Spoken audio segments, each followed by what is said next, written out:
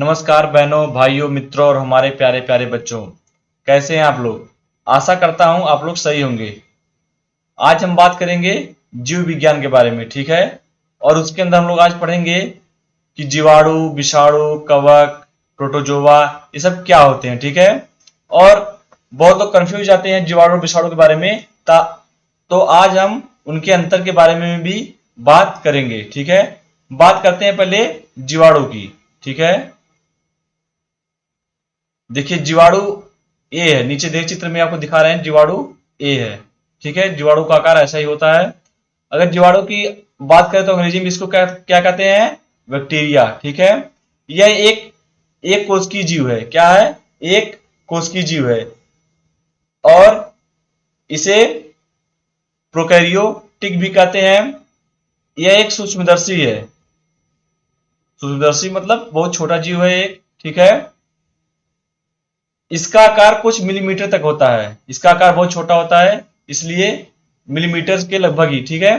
इनकी आकृति गोल या मुक्त चक्राकार से लेकर छड़ आदि आकार की होती है। जैसा कि चित्र में उन्होंने दिखाई दिया, देखिए गोल है पूरी और लंबा छड़ के आकार की है, ठीक है। यह अकेंद्रिक कोशिका भित्ति युक्त एक कोशिकीय सरल जीव है, ठीक है, जो प्रायः सर्वत्र पाए जाते हैं। यह सभी जगह लगभग पाए जाते हैं। ये पृथ्वी पर मिट्टी में, अम्लीय गर्म जलधाराओं में, नाभिकीय पदार्थों में, जल में, भूपपड़ी में, यहां तक कि कार्बनिक पदार्थों में तथा पौधों एवं जंतुओं के शरीर के भीतर पाए जाते हैं। मतलब समझ लीजिए हर जगह है। पृथ्वी पर कोई ऐसा जगह नहीं बचा है जहां पर जीवाणु पाए नहीं जाते, बैक्टीरिया पाए नहीं जाते, ठीक है। साधारणतः 1 ग्राम मिट्टी में 4 करोड़ जीवाणु कोष। अब समझ लीजिए इतने छोटे होते हैं कि 1 ग्राम अगर मिट्टी लें तो उसमें लगभग 4 करोड़ जीवाणु पाए जाते हैं, ठीक है। वहीं अगर 1 मिलीलीटर जल लें तो उसमें लगभग 10 लाख जीवाणु पाए जाते हैं, ठीक है। जीवाणु के बारे में हम देख लिए। अगर जीवाणु के बारे में थोड़ी और जानकारी लें तो इसके अध्ययन, जीवाणु की अगर अध्ययन की बात करें तो इसके अध्ययन को हम लोग कहते हैं बैक्टीरियोलॉजी, ठीक है। बैक्टीरिया से बैक्टीरियोलॉजी, ठीक है। और यह जो है सूक्ष्म जैविक विज्ञान का एक शाखा है, ठीक है। और बैक्टीरिया से बहुत से रोग होते हैं, जैसे हैजा, मियादी बुखार, निमोनिया और फ्लैग, ठीक है। यह प्रमुख बीमारियां हैं जीवाणु से, ठीक है। अब बात करें हम विषाणु के बारे में। विषाणु को अंग्रेजी में कहते हैं वायरस, ठीक है। और इस समय आप लोग जानते हैं कोरोना वायरस ने बहुत तहलका मचा रखा है पूरी दुनिया में, ठीक है। तो विषाणु के कारण ही कोरोना वायरस होता है। उसी को हम लोग मतलब कोरोना वायरस एक विषाणु है ऐसा कह सकते हैं, ठीक है। अगर जीवाणु क्या था? एक कोशिकीय था, लेकिन विषाणु अकोशिकीय है और अति सूक्ष्म जीव है। और सूक्ष्म था, ये अति सूक्ष्म है, जो केवल जीवित कोशिका में ही वंशवृद्धि कर सकते हैं, ठीक है। अगर विषाणु की बात करें तो अगर एक कोई मनुष्य जीवित रहेगा या कोई जानवर जीवित है, उसके अंदर ये वंश अपने वंश को बढ़ा सकते हैं, यानी कि और भी विषाणु पैदा कर सकते हैं। ये नाभिकीय अम्ल और प्रोटीन से मिलकर गठित होते हैं, ठीक है। शरीर के बाहर तो ये मृत रूप में मृत के समान है। शरीर के बाहर ये मृत के समान होते हैं। मतलब इनको कोई अगर सजीव वस्तु ना मिले, सजीव जीव, कोई जंतु या कोई मनुष्य, तब तक ये जब तक बाहर रहेंगे उनके ये मृत्यु अवस्था में रहेंगे। लेकिन जैसे ही शरीर के संपर्क में आएंगे, शरीर के अंदर आएंगे, यह जीवित हो जाएंगे, देखिए। परंतु शरीर के अंदर जीवित हो जाते हैं, ठीक है। जैसे कोरोना वायरस ये हमारे शरीर के अंदर आता है, तब वो अपनी क्षमता बढ़ाता है और मनुष्य बीमार हो जाता है, ठीक है। इन्हें क्रिस्टल के रूप में इकट्ठा किया जा सकता है, ठीक है। एक विषाणु बिना किसी सजीव माध्यम के पुनरुत्पादन नहीं कर सकता है। मैंने आपको ऊपर बता ही दिया है कि जब तक एक सजीव के संपर्क में नहीं आएगा तब तक ये कुछ नहीं कर सकता है, मरे हुए के समान है। यह सैकड़ों वर्षों तक सुसुप्त अवस्था में रह सकते हैं और जब भी एक सजीव माध्यम या धारक के संपर्क में आता है तो यह जीव की कोशिका को भेद कर आच्छेदित कर देता है और जीव बीमार हो जाता है। मैंने आपको बताया है जब तक इस सजीव के संपर्क में आएगा उसके अंदर जाके मनुष्य को बीमार कर देता है। ठीक है, एक बार जब विषाणु जीवित कोशिका में प्रवेश कर जाता है, वह कोशिका के मूल आरएनए एवं डीएनए की जेनेटिक संरचना को अपनी जेनेटिक सूचना में बदल देता है और संक्रमित कोशिका अपने जैसे संक्रमित कोशिकाओं का पुनरुत्पादन शुरू कर देता है। ठीक है, ये हमारे आरएनए और डीएनए को प्रभावित करता है और उसकी संरचना को अपने संरचना में बदल देता है और वहां से ये बहुत सारे अपने वंश को आगे बढ़ाने लगता है। ठीक है, ये देखिए फोटो है विषाणु की। ठीक है, अगर विषाणु की बात करें तो विषाणु का अंग्रेजी शब्द वायरस मैंने आपको बता दिया था और वायरस का अर्थ होता है विष। ठीक है, लेकिन हर वायरस हानिकारक नहीं होता है, कुछ कुछ वायरस लाभदायक भी होते हैं। जैसे कभी हमको हैजा या पेचिस या टाइफाइड आदि रोग होता है तो कुछ वायरस ऐसे होते हैं जो मानव शरीर की क्षमता को बढ़ाते हैं रोग से लड़ने के लिए, लेकिन कुछ वायरस खतरनाक होते हैं, जैसे इस समय कोरोना वायरस चल रहा है।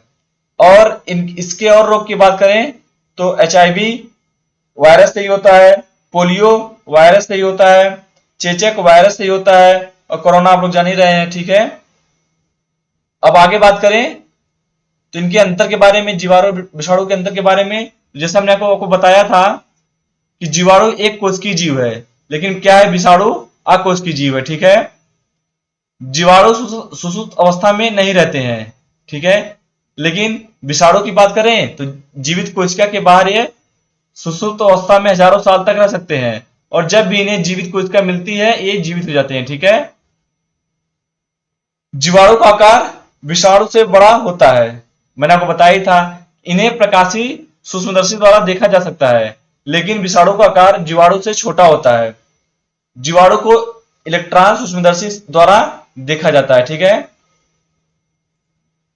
जीवाणु को संग्रहित नहीं किया जा सकता है, लेकिन अगर विषाणु की बात करें इन्हें निर्जीव की भांति क्रिस्टल के रूप में संग्रह कर सकते हैं, क्योंकि इनको संग्रह कर दो अब फिर इनको हजारों साल बाद भी निकालो, अगर किसी सजीव जीव में डाल दो, सजीव जानवर हो या आदमी किसी में, तो ये फिर से जीवित हो जाते हैं। इसलिए इन्हें क्रिस्टल के रूप में संग्रहित कर सकते हैं।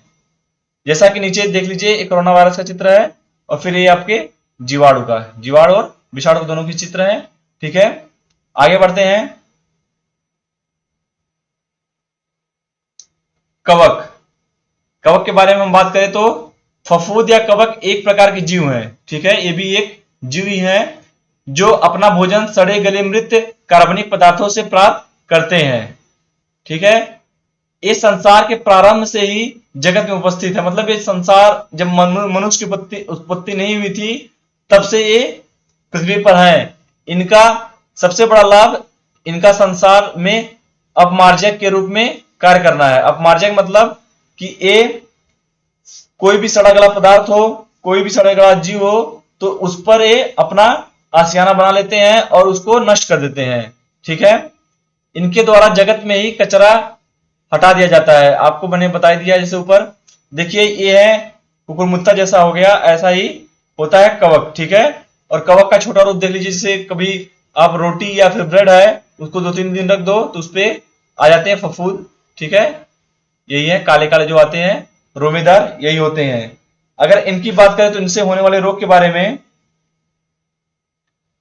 तो इनसे रोग होता है क्या, पेचिस, पायरिया, मलेरिया आदि रोग कवक के द्वारा होता है। ठीक है, हम कहां कहां कवक को देख सकते हैं, जैसे गुथे हुए आटे से पारोटी जब बनती है तो कवक के द्वारा ही बनता है। ठीक है, और बासी रोटी पर रुई की भांति उगा फफूंद, जैसे देखिए एक ब्रेड है इसके ऊपर आप अपने घर में देखे होंगे 2-3 दिन के बाद ब्रेड पे फफूंद आ जाता है रुई जैसा। ठीक है, दाद होता है वो भी इसी कवक के कारण ही होता है। ठीक है, अब आगे बात करें तो प्रोटोजोआ के बारे में। ठीक है, प्रोटोजोआ के बारे में हम बात करते हैं। प्रोटोजोआ के प्राणी बहुत ही सूक्ष्म, ठीक है, और अकोशिकीय होते हैं। इन्हें प्राथमिक जंतु भी कहते हैं। ठीक है, प्रजीवगण, जिसे प्रजीवगण, इसको हिंदी में प्रजीवगण कहते हैं, ठीक है, और इसका अंग्रेजी नाम है प्रोटोजोआ, ठीक है। एक कोशिकीय जीव है, मैंने आपको बता दिया है। इनकी कोशिका यूकरयोटिक प्रकार की होती है। यूकरयोटिक प्रकार की कोशिकाएं होती हैं। ये साधारण सूक्ष्मदर्शी यंत्र से आसानी से नहीं देखे जा सकते हैं। जैसे वायरस को हम आसानी से नहीं देख सकते हैं, ऐसे ही प्रोटोजोआ को भी आसानी से नहीं देख सकते हैं। कुछ प्रोटोजोआ जंतुओं या मनुष्य के रोग में उत्पन्न करते हैं। कुछ प्रोटोजोआ जो जंतु और मनुष्य में रोग उत्पन्न करते हैं, उन्हें रोग कारक प्रोटोजोआ कहते हैं, ठीक है। रोग कारक मतलब रोग का कारण, ठीक है। यही प्रोटोजोआ हैं, कुछ जंतु और मनुष्यों में रोग उत्पन्न करते हैं। प्रोटोजोआ छोटे एवं कोष वाले जानवर हैं जो नम वातावरण में रहते हैं, ठीक है। जहां नमी मिलेगी वहीं पर ये रहते हैं, जैसे तालाब, दलदल और मिट्टी में खुद से जीवित रह सकते हैं, ठीक है। इनको किसी चीज की आवश्यकता नहीं है। लेकिन वहीं कवक और फफूंद की बात करें तो उनको जीवित रहने के लिए दूसरे के ऊपर निर्भर रहना पड़ता है, ठीक है। और बात करें वायरस की, वैसे वो भी है, जब तक उसको सजीव कोई मिलेगा नहीं तब तक कोई मृत के समान है। कभी कभी एक परजीवी के रूप में ये बड़े पौधे या जानवर के अंदर चले जाते हैं, ठीक है। वो तो अंदर चले जाएंगे, फिर वहां से रोग बनाएंगे, वो तो है ही है।